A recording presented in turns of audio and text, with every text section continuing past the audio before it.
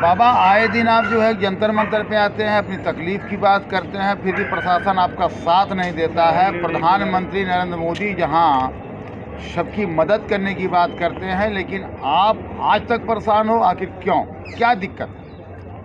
नरेंद्र मोदी सिर्फ बातें कर रहे, खोखली, कोई सुनाई नहीं है।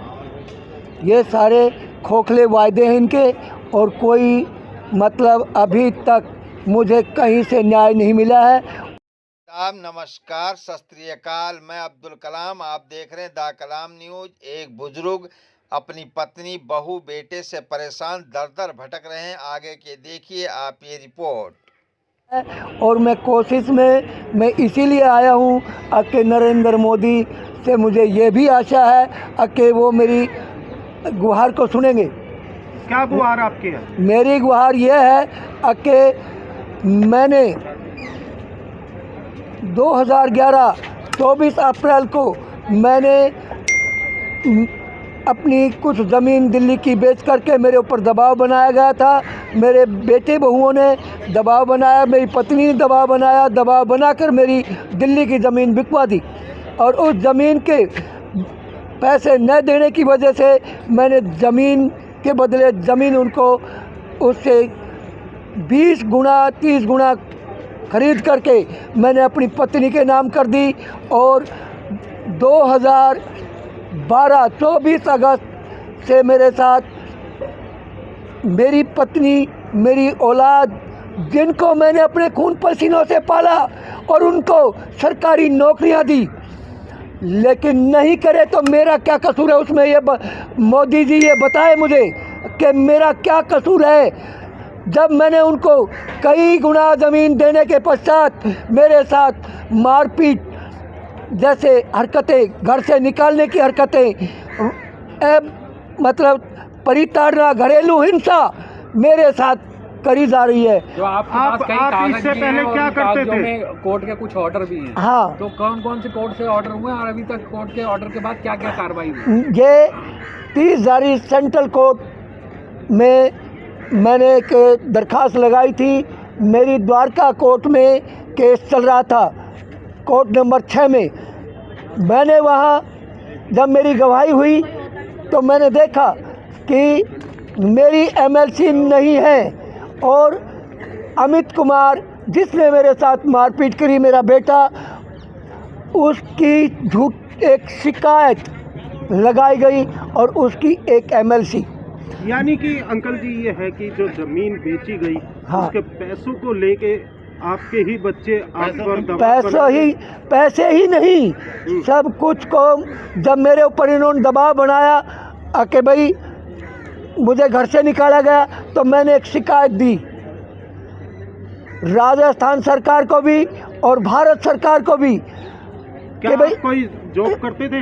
हाँ, मैं भारत सरकार की दिल्ली विकास प्राधिकरण से सेवानिवृत्त हूँ, और मैंने वो शिकायत लगाई कि भाई मेरी ज़मीन मुझे वापस दिलवाई जाए इससे, क्योंकि ये मेरी देख रेख कोई भी नहीं कर रहा, ना मेरी पत्नी कर रही है और ना ही मेरे बेटे बहू, जिन्होंने मुझे घर तक निकाल दिया। जब आपकी बीवी भी, जब आपका बेटा, बहू, पोता, नाती भी आपकी मदद नहीं करता है, तो आप जमीन किसको देना चाहेंगे? मैं जमीन उनको नहीं दूंगा। अब मेरे किसको दोगे? सवाल ये मैं बनता है। जब तक मैं जीऊंगा मैं उसका भोग करूंगा। बाकी जमीन आपने बोला बच्चों के नाम आपने कर दी, अपनी पत्नी के नाम करी है मैंने। हाँ, तो फिर कैसे किसी को दे दोगे? मैं आपका अधिकारी खत्म हो गया। मैंने आपको राजस्थान कोर्ट में उनके खिलाफ एक दावा डाला है कि भाई मेरी प्रॉपर्टी ये मैंने खरीदी है और मेरे खाते से पैसा गया है, तो मुझे ये वापस दिलवाई जाए, क्योंकि ये मेरी देख रेख नहीं कर रही है और ये दूसरे के उकसाए से मेरे साथ घरेलू हिंसा, परिताड़ना। कोर्ट से क्या आदेश आए? कोर्ट से सिर्फ एक आदेश आया है, जो मैंने शिकायत लगाई थी योगेश कुमार की कि भाई इसने मेरी MLC निकाल ली, लेकिन उसमें यही आया है कि तुम्हारा आपसी झगड़ा है। अपने आप मिटाओ, जो कि सरासर गलत है। आप कह रहे हो कि बच्चे देखभाल नहीं करते, तो वो खाना पीना तो आपको देते हैं, तो फिर नहीं दे रहे खाना पीना, कभी भी नहीं दिया इन्होंने। आपके फैमिली में कौन कौन है अभी, मेंबर कितने हैं? मेरी फैमिली में मेंबर, एक मेरा बेटा अमित कुमार, एक बेटा मेरा धर्मेंद्र, जो कि 15 मई 2015 को एक्सपायर हो गया एक्सीडेंट, रोड एक्सीडेंट में। और वो उसका भी मेरे पोते ने मेरे ऊपर इल्ज़ाम लगाया कि ये मार के इसने मरवाया मेरे बाप को, जो कि मेरे ऊपर, मैंने अपने खून पसीने से उसको पाला और उसको पढ़ाया और उसको लिखाया और उसको सरकारी नौकरी दी सबको इनको। और उसमें इन लोगों ने मेरे साथ जो बदतमीजी करी है, वो अभी आप कहाँ रहते हो? मैंने अपना कमरा बनाया, वो भी मैंने अपर जिलाधीश का पैसेडा से लिया है। इन्होंने उससे भी मुझे निकासित कर दिया था। क्या डर आपको है? अब डर ये है कि पेंशन भी मिलती होगी। हाँ, पेंशन मिलती है मुझे। अब मुझे डर ये है कि कभी ये मुझे जान से मारने की कोशिश कर रहे हैं। इनकी एक गैंग है और वो गैंग, उस गैंग का हेड लीडर है छत्तर Singh, son of Sher Singh. Gang की आपने बात की, क्या प्रशासन से, दिल्ली पुलिस से कोई अपनी सिक्योरिटी के लिए कोई आपने गुहार लगाई? हाँ, काफ़ी शिकायत करी है। जो आपको मारना चाह रहे हैं उनका नाम बताइए।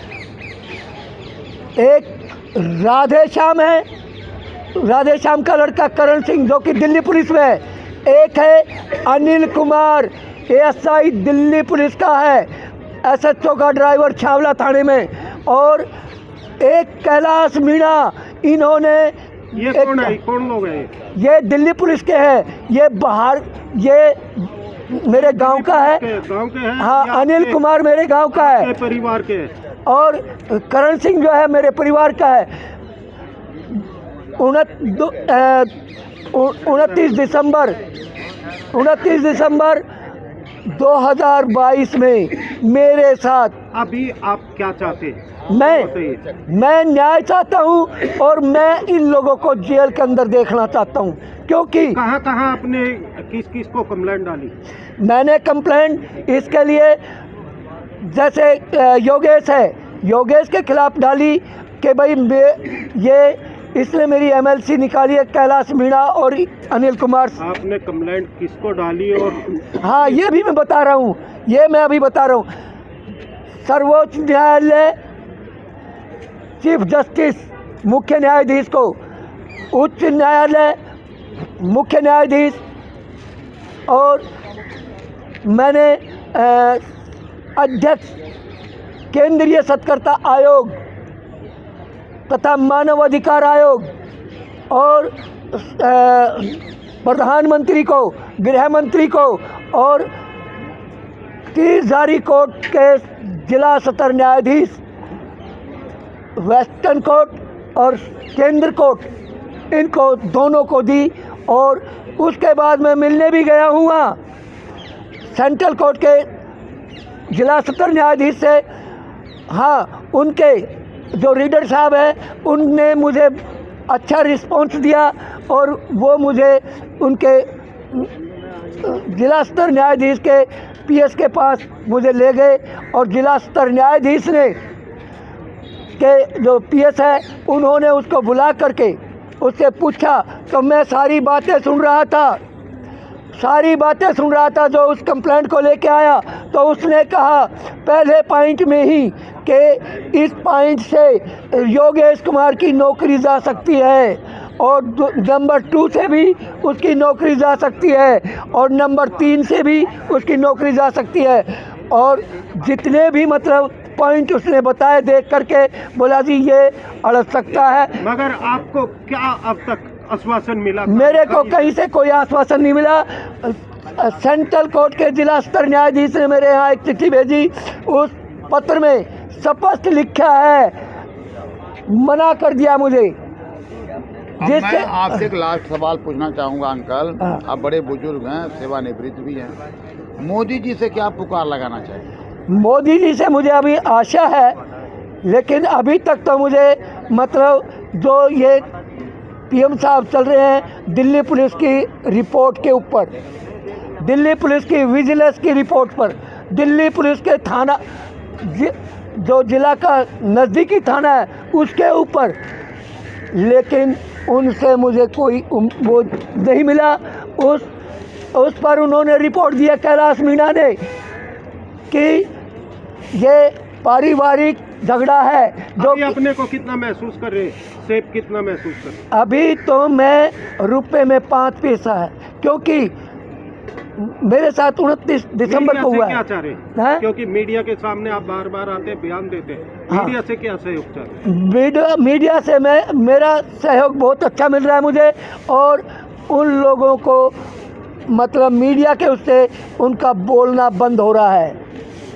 बाबा, आपकी फैमिली में अभी आपका सपोर्ट कौन कौन कर रहा है? मेरे साथ कोई नहीं है, वो सिर्फ एक गैंग है वहाँ, कम से कम उसमें औरतें भी है और मर्द भी है, जो पुरुष, जो कि सारे के सारे पुरुष और स्त्रियां तो मंत्रा का रोल कर रही है।